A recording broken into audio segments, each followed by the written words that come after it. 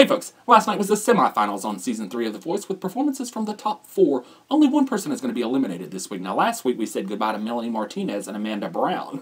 So Adam Levine is now teamless along with Christina Aguilera, and this season got real boring real quick, didn't it? I really wanted Amanda Brown to win this season, so I can't say I'm thrilled overall with the Final Four, but I was glad that they scaled the show back to an hour because 2 hours this week would have just been excruciating. Michael Buble kicked off the show with a performance of Christmas Baby Please Come Home. Oh, who cares? On to the contestants. The top 4 got to visit their hometowns this week. Well, that felt strangely familiar. I felt like I was watching an American Idol knockoff. Well, actually, I guess I was watching an American Idol knockoff. Oh well. Team Cee Lo went first with Trevin. Now, during Trevin's hometown visit, he went to his old middle school to inspire the children. He told them that once you have a dream, it could always come true. But what if their dream is to be the first person on the sun?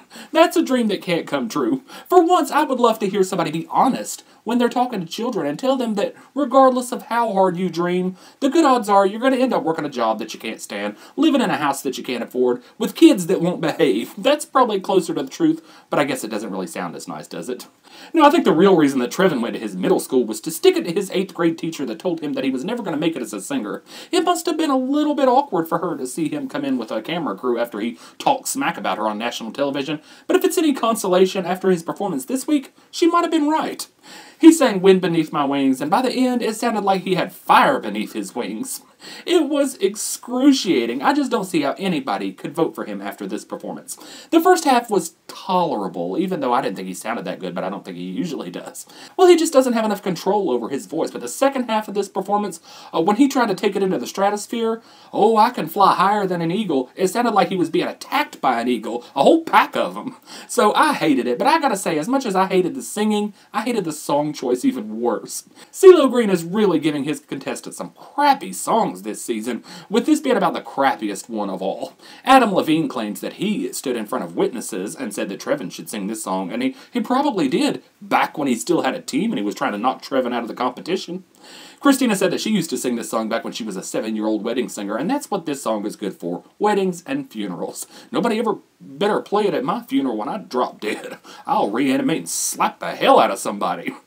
Next up, Howie Mandel hijacked the show to plug his new show. When are people finally going to stop hiring this man? Every time I turn around, I feel like there's an advertisement for a new Howie Mandel show coming on, and they never seem to last that long.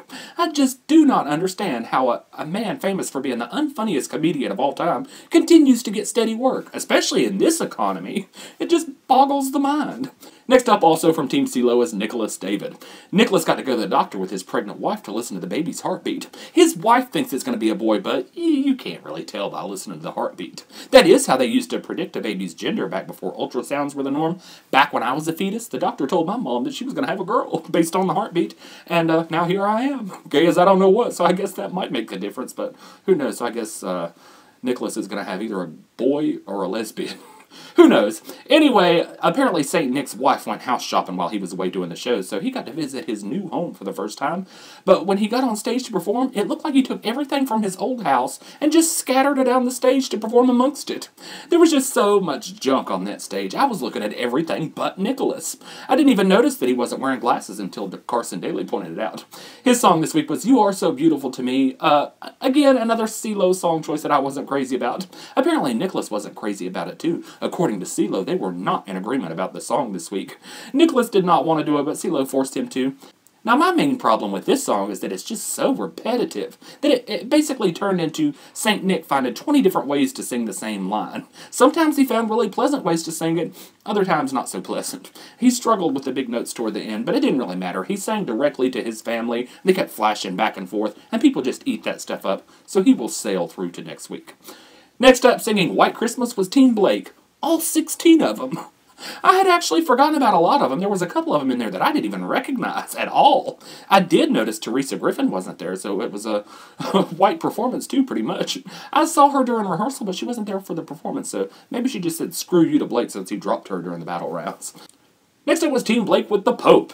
Cassadee's homecoming wasn't quite as impressive as the others. She didn't have the family story. She didn't have a wife and children. She didn't have the woe is me, people always told me I wasn't going to make it story, so hers was quite boring. She went to her mother's house and pretended to be surprised to see her family and friends there, but come on, did she really expect to show up and see her mom kicked back watching Judge Judy? She knew they were all going to be there.